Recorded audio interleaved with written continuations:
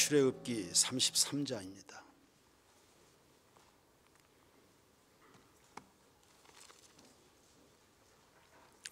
출애굽기 33장 17절 23절까지 교도하겠습니다. 여호와께서 모세에게 이르시되 네가 말하는 이 일도 내가 하리니 너는 내 목전에 은총을 입었고 내가 이름으로도 너를 알미니라.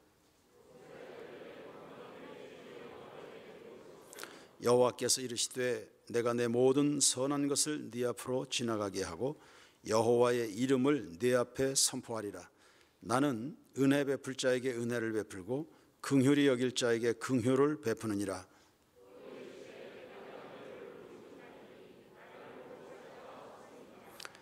여호와께서 또 이르시기를 보라 내 곁에 한 장소가 있으니 너는 그 반석 위에 서라.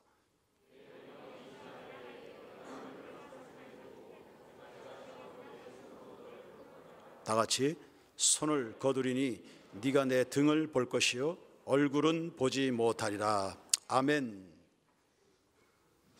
모세가 잠깐 자리를 비운 사이에 백성들 사이에 정말 가당치도 않은 일이 벌어졌습니다.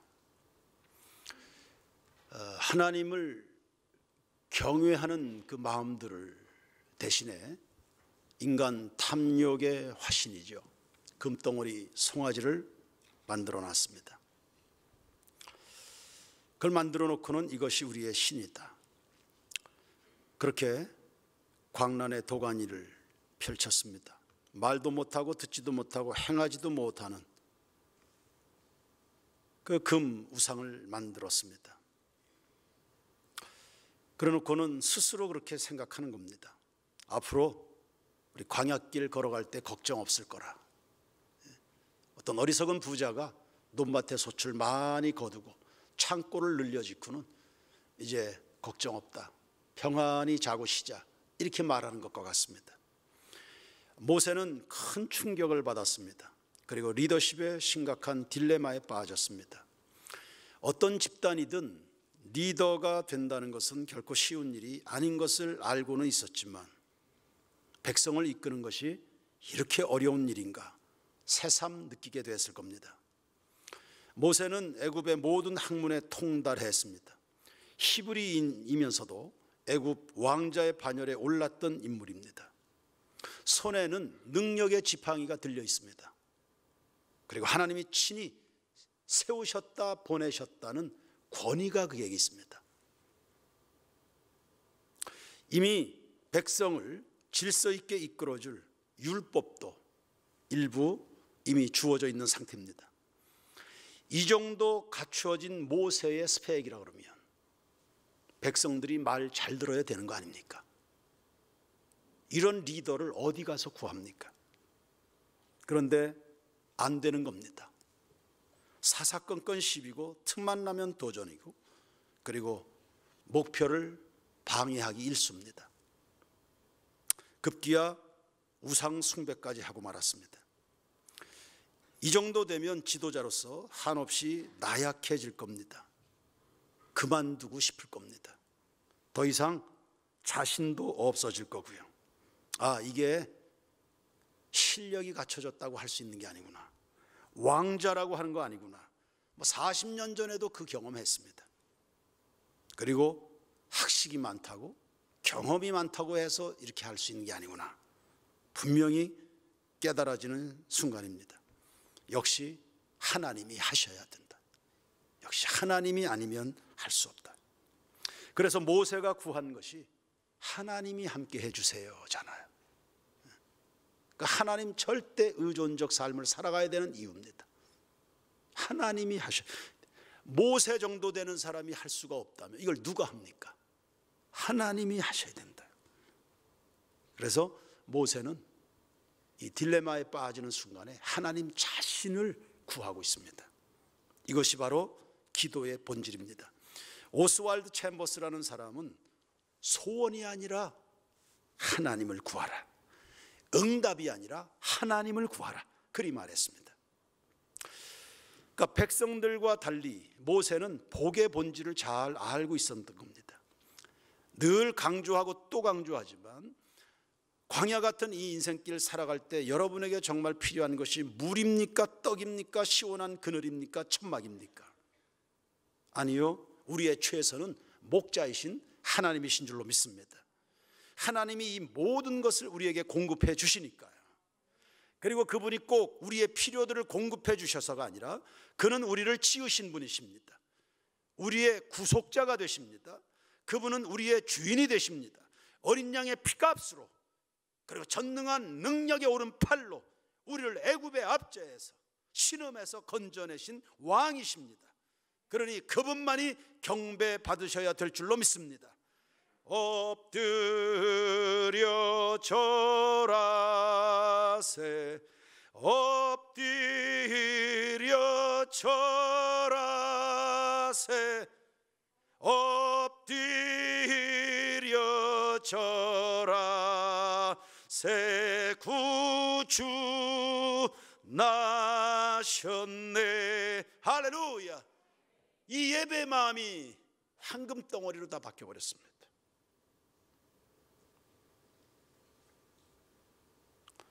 모세가 하나님을 구했을 때 그것이 하나님의 마음에 맞았습니다. 즉시 응답을 하셨습니다. 14절 말씀을 보시면 내가 친히 가리라, 너를 쉬게 하리라. 긍휼을 베풀 만한 자에게 긍휼을 베풀고 은혜 줄 자에게 내가 은혜를 준다. 아는 사람에게 주는 겁니다. 우리 인생의 진정한 안식, 하나님과의 동행인 줄로 믿습니다. 내가 친히 가리라, 내가 너를 쉬게 하리라.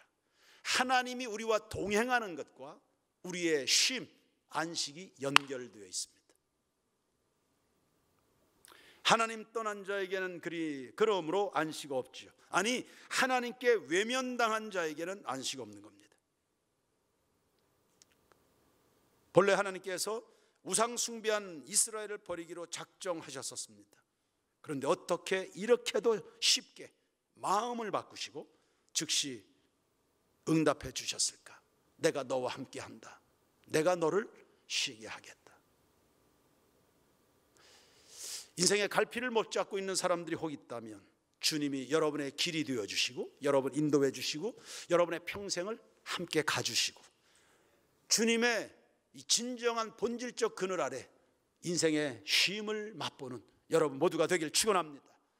주님, 나 안에 오시옵소서. 나를 쉬게 해 주시옵소서. 모세의 기도 정신을 체크해 볼 필요가 있습니다. 첫째, 앞서 설명했던 본질입니다. 본질. 하나님 외에는 복이 없다. 모세에게는 하나님 외에 복이 없었습니다. 여러분들도 그렇게 믿으시고 살아가시기를 축원합니다. 하나님을 사랑하시길 바랍니다. 하나님을 간절히 사모하기를 바랍니다. 두 번째, 말씀 위주의 기도입니다. 12절 하반절을 한번 보시죠. 12절 말씀 그냥 처음부터 읽겠습니다. 모세가 여호와께 아뢰되 보시옵소서, 주께서 내게 이 백성을 인도하여 올라가라 하시면서 나와 함께 보낼 자를 내게 지시하지 아니하시나이다. 주께서 전에 말씀하시기를, 주님이 전에 말씀하시기를, 주님이 전에 말씀하시기를 나를 알기도 해주시고 나에게 은총도 주셨다 그러지 않았나? 그렇게 말씀하지 않았습니까? 주께서 전에 말씀하시기를, 이걸 붙들고 모세가 기도하는 겁니다. 하나님은 여러분들이 그분의 말씀을 기억하고 믿어드릴 때 가장 기뻐하시는 줄로 믿습니다. 하나님의 말씀은 진리입니다. 건강보험공단의 비정규직 직원들이 정규직 전화를 요구하면서 몇 달 동안 데모했습니다. 그런데 그들의 데모가 맹목적인 데모가 아닙니다. 문 대통령이 공약을 했거든요. 다 전환시켜준다고. 그래서 그거 물고 늘어진 겁니다. 예수님이 말씀하시기를 너희가 악한 자라도 자식에게 좋은 것을 줄 줄 알거든 하물며 하늘에 계신 너희 아버지일까 보냐. 정치하는 사람도 공약을 지킵니다. 정말 국민을 사랑했는지 여부는 잘 모르겠습니다. 어쨌든 정치꾼도 약속을 지킵니다. 하물며 하나님이시겠습니까? 말씀을 우리가 믿어드리는 시점도 중요합니다. 어려울 때, 그 시련과 환난 속에 하나님 앞에 믿음의 인내를 파수하기 정말 어려운 때, 그때 아멘 하고 믿어드리면 얼마나 더 기뻐하실까요? 순탄할 때 믿는 것은 어쩌면 그건 순도 떨어지는 믿음일 수 있습니다. 주변에 여러 가지 조건들이 이게 맞아떨어지니까, 적당히 계산이 나오니까 안심하는 상태에서 신앙의 체면을 유지하는 정도로 순종하고 믿어드리는 것, 그것이 쉽습니다. 그런데 정말 심각한 시험의 때는 하나님의 말씀 하나만 바라보는 거, 이거 아무나 하는 겁니까? 그렇게 정말 할 수 있겠습니까? 이건 어려운 겁니다. 모세는 지금 이런 순간입니다. 모든 게 다 판이 뒤집혀 버렸습니다. 정말 낙심되고 리더로서의 자신감의 위기가 왔던 그 순간에 다 그만둬 버리죠. 그런데도 전해주셨던 그 말씀을 붙들고, 혹은 오늘날 이 시대를 살아가는 우리가 제각각 처음 은혜 받고 주님 만나고 그 사랑받았을 때 주님 위해 살겠다고 그 비전, 그것 떠올리고 그 하나님을 힘입어서 그렇게 들이미는 거, 이건 쉬운 거 아닙니다. 모세는 그거 붙들고 하나님께 간구하는 겁니다. 여러분에게 그 말씀이 있습니까? 그 꿈이 있습니까? 하나님 앞에 내놓을 수 있는, 내밀 수 있는, 히스기야도, 그리고 많은 믿음의 의로운 선왕들도 하나님께서 성전 건축할 때 솔로몬에게 주셨던 그 약속 펴놓고 하나님 앞에 기도하잖아요. 전에 우리 조상 솔로몬에게 당신이 약속했습니다. 이 성전에서 얼굴을 향하고 하나님을 향하여 기도하면 하나님이 재앙을 물리치시고 구원해 주시겠다고 그리 말씀하지 않았습니까? 그겁니다. 그거. 그러니까 상황이 문제가 아닙니다. 사방으로 한 겹, 두 겹, 세 겹 둘러싸인 게 문제가 아닙니다. 하나님의 약속의 말씀입니다. 그리고 여러분의 심령에 심어놓으신 그 비전이 있습니다. 그게 여러분의 인생인데, 그거 하나님 앞에 주님이 말씀하셨습니다. 성령께서 이렇게 감동하셨는데 그거 이루어 주시옵소서. 세 번째, 모세의 기도 중심은 하나님 제일주의입니다. 13절 하반절에 보시면, 읽읍시다. 이것도 내가 참으로 주의 목전에 은총을 입었사오면, 정말 하나님이 저에게 은총 은혜를 말씀하실 것 같으면 원하건대 주의 길을 내게 보이사 내게 주를 알리시고 내게 주님을 보이시옵소서. 여러분, 우리가 하나님을 잘 믿어드리는 것, 주님의 기쁨이 됩니다. 동시에 여러분이 하나님을 잘 알아드리는 것, 이거 매우 기뻐하시는 줄로 믿습니다. 하나님이 오늘 우리에게 신구약 성경을 펼쳐 보여주신 이유가 뭡니까? 천지 자연 만물 자연 계시를 통해서 우리에게 그렇게 하시는 이유가 뭡니까? 당신을 알으라고.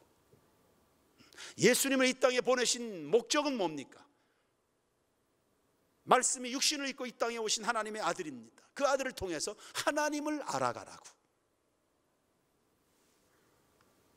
우주를 운영하시는 목적, 그분의 위대하심을 알아가라고.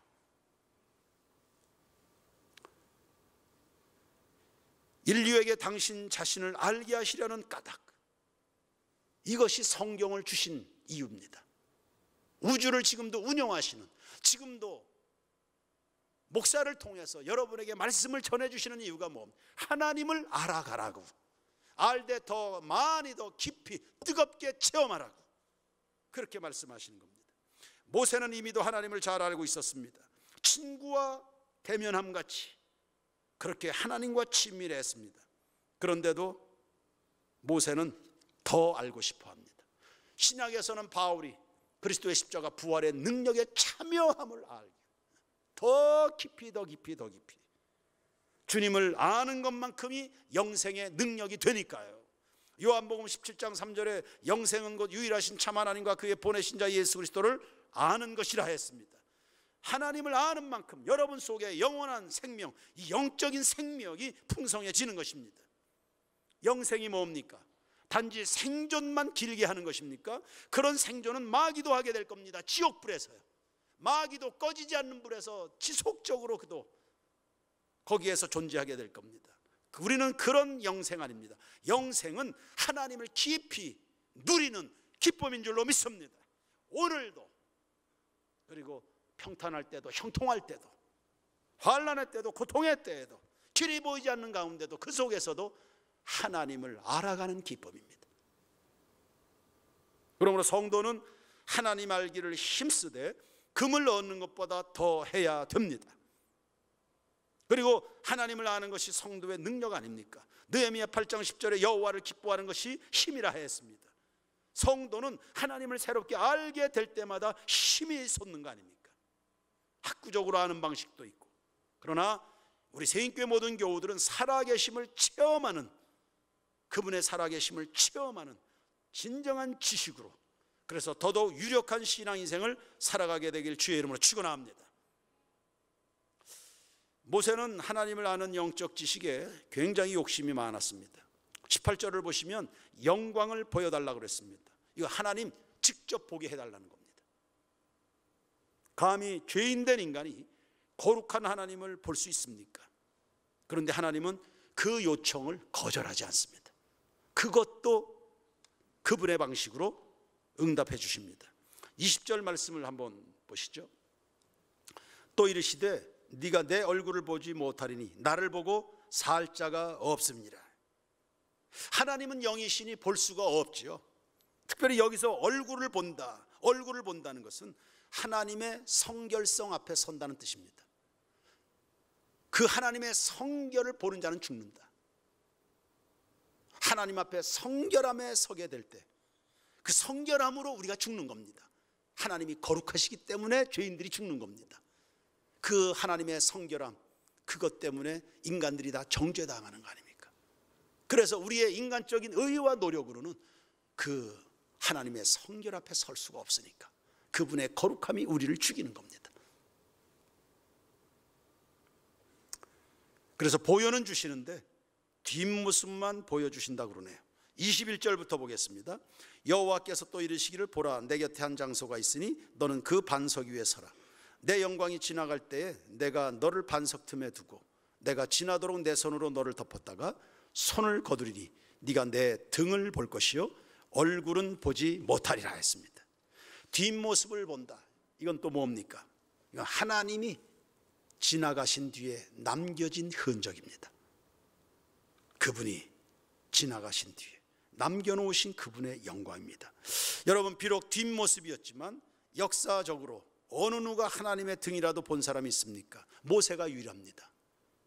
사모하니까, 하나님을 알고 싶으니까, 더 경험하고 싶으니까, 더 깊은 하나님 나라의 그 세계 주님의 중심에서 그분을 만나고 싶어하는 이 열망입니다. 모세는 하나님께 충성된 사자였습니다. 신앙의 본질이 무엇인지를 알고 있었지요. 그리고 하나님 자신에 대한 갈망이 남다른 사람이었습니다. 그래서 34장 29절을 보면 그렇게 하나님을 만나게 된 혹은 보게 된 모세의 얼굴에 광채가 났습니다.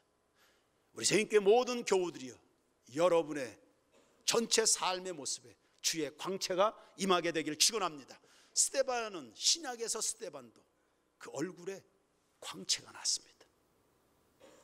주님을 경험한 자의 얼굴입니다. 그 얼굴로 여러분이 살아가 보십시오. 그 권세와 그 권위를 어찌할 겁니까? 하나님의 임재의 증거입니다.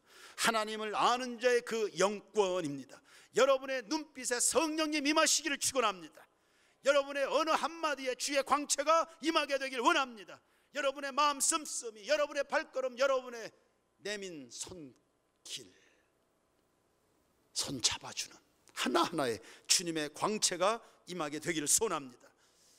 무턱대고 하는 것하고 하나님을 아는 마음에서, 하나님을 아는 사람이 말 한마디 하고 손을 내밀고 그가 섬기고 봉사하고 하나님을 아는 사람이 찬양할 때 여러분의 찬양에도 광채가 임하게 될 줄로 믿습니다. 한 주간 동안 깊이 하나님과 교제하시길 바랍니다. 그냥저냥 살아가지 마시길 바랍니다. 하나님 보이시옵소서. 내게 주의 길을 보이시옵소서. 더 이상 방황하지 않게 말입니다. 주님을 알게 하옵소서. 하나님을 알게 된 그의 영적인 지식이 백성들로 말미암아 입은 상처가 치유가 된 겁니다. 무너진 자신감을 회복하게 되었습니다. 그리고 40년 광야의 지도자로서의 사명을 완벽하게 소화해냈습니다. 자기 일만 잘한 것이 아니고 다음 세대 여호수아를 세우는 것까지 했습니다. 그리고 마지막 신명기에서 그의 고별 설교를 통해 하나님의 백성들에게 하나님의 비전을 그 가슴에 안겨놓고 그리고는 천국에 갔습니다. 원하기는 세인의 모든 성도들이요 신앙을 본질적으로 수행해 가기를 원합니다. 그저 여러분의 소원이 있고 갈망이 있다면 하나님 자신이기를 축원합니다. 그 갈망이 더 깊어지게 되길 축원합니다. 2021년이 어느덧 우리의 등 뒤로 떠나가고 있습니다. 한 해가 바뀌면서 또 한 살을 먹습니다. 하나님을 아는 경륜이 더 충만해지기를 소원합니다. 시편 105편 3절과 4절 말씀입니다. 화면 띄워주시면 다 같이 한번 읽어보겠습니다. 시편 105편 3절과 4절. 준비 안 됐는가요? 예, 제가 읽겠습니다. 시편 105편 3절과 4절. 그의 거룩한 이름을 자랑하라. 여호와를 구하는 자들은 마음이 즐거울지로다. 여호와와 그의 능력을 구할지어다. 그의 얼굴을 항상 구할지어다. 하나님이 여러분의 전부가 되십니다. 하나님과 함께 또 한 주간을 출발하시길 바랍니다. 모자람이 없는 인생이 될 겁니다. 충분하고 넘치는 인생이 될 줄로 믿습니다. 주님 오시옵소서. 우리 가운데 죄와 타락의 검불은 다 걷어내 주시고 찬란한 예수의 영광으로 우리를 가득 채워 주시옵소서. 이 저녁에 우리가 마음으로 열어 주님 오실 길을 준비하오니 오시옵소서. 다스리시옵소서. 좌정하사 영광 받아 주시옵소서. 그래서 이 대강절 기간을 지나며 그 어느 때보다 임마누엘을 누리는 성도들이 되길 원합니다. 여러분의 마음은 한없이 즐겁고요, 이 척박한 사회에서 모세처럼 영적인 리더로 군림하는 성도들 되길 축원합니다. 그의 손에는 하나님 살아계심을 나타내줄 능력의 지팡이가 있었죠. 그 지팡이 붙들고 또 한 주간 사명들을 이루어가는 여러분 모두가 되길 주의 이름으로 축원합니다.